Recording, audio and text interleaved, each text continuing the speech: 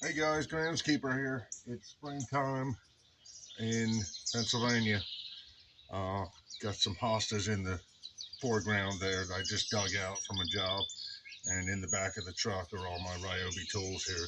You guys can't see that, but they're all still running good. Just so you know, I'm still happy with it.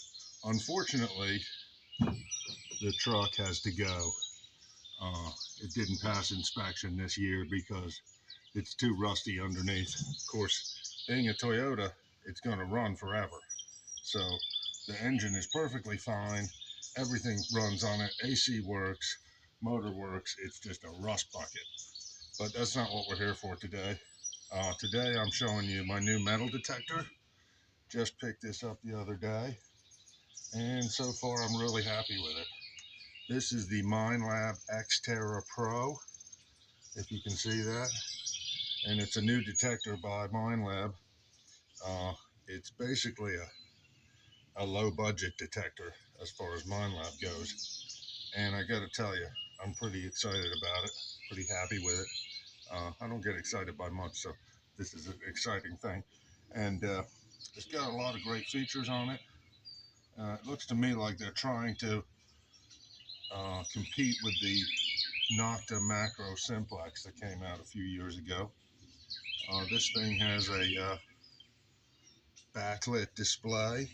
It's got an interesting display here, and it's got some nice sounds.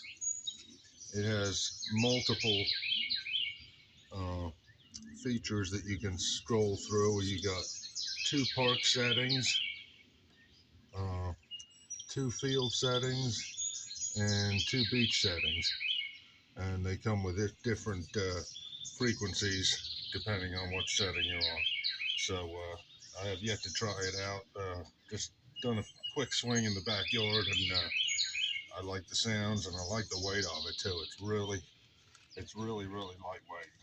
Uh, I don't usually use a arm strap when I'm detecting, but I decided to change things up this time and use it, and it feels really good. The coil is a bit larger than I like to use. Usually I use a smaller coil than that because I detect a lot of really trashy areas, but it's for a big coil, it's really uh, it's really lightweight and it's quite thin too. And it comes with a coil cover there as well. This lower stem, it almost looks like carbon fiber. I'm not sure if it is. I think it's just trying to look like carbon fiber, but that's okay. And it is telescoping, so you can just drop these down. And I believe they say it closes down to 25 inches, which is really good. See, it's making lots of noises at the moment because of the truck and all the metal around. I'll have to figure out what all those noises are. It has the pinpoint feature, of course, like most detectors have these days. And one thing I really like about this is the control box is movable also. You can slide it up and down the shaft there. And if you have a long forearm like I do, it makes it really easy. A lot of detectors I've used, the thing is here, and so you're trying to, so the armband is halfway up your arm, and that's kind of annoying. So, has backlit display.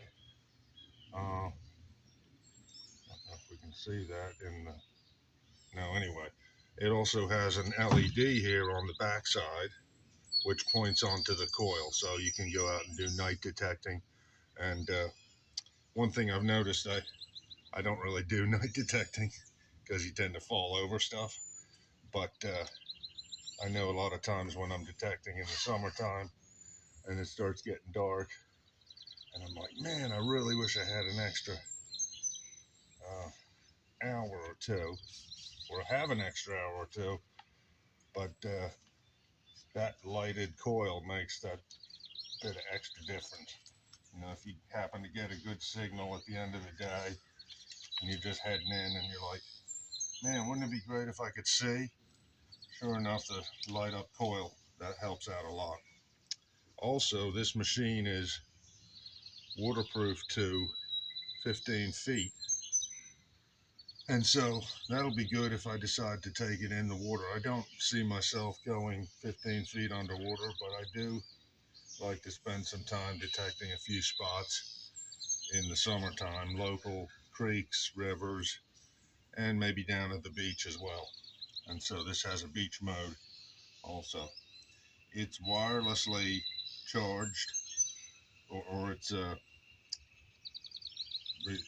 got a rechargeable battery. I mean, in here, it's not wirelessly charged, but it's got a charge port on the back. That's pretty standard, and it's charges by USB, and it can use wireless headphones that are bought separately by MindLab, or you can use wired headphones. And of course, there is a port here for your plug. And so I guess if you wanted to, you could do what I do with my Ace 300, which is I use a little FM transmitter, and then I just use a cheap pair of FM headphones. And that way you can run any old headphones that are wireless with any detector. So you could probably do the same thing here, I imagine. So far, it's a great machine.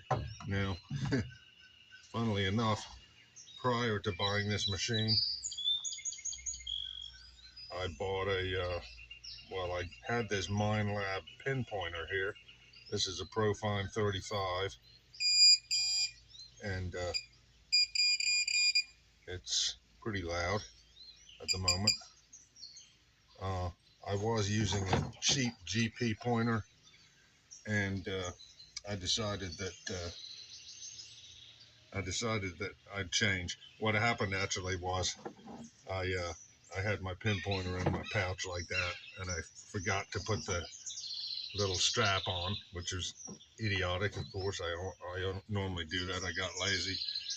Went to crawl through some brush out in the woods and lost the pinpointer. So thankfully, it was only a $15 one. Had this guy sitting on the shelf. So now I'm officially a MindLab guy. I have a MindLab pinpointer and I have a MindLab detector. And of course, I use my trusty Lachey and my oddball pouches and whatnot. Anyway, hope you guys are doing great. And I'm off to look at a new truck today. And it's Saturday. I'm taking it easy, not working today right away, and going to do some detecting later on. Take care.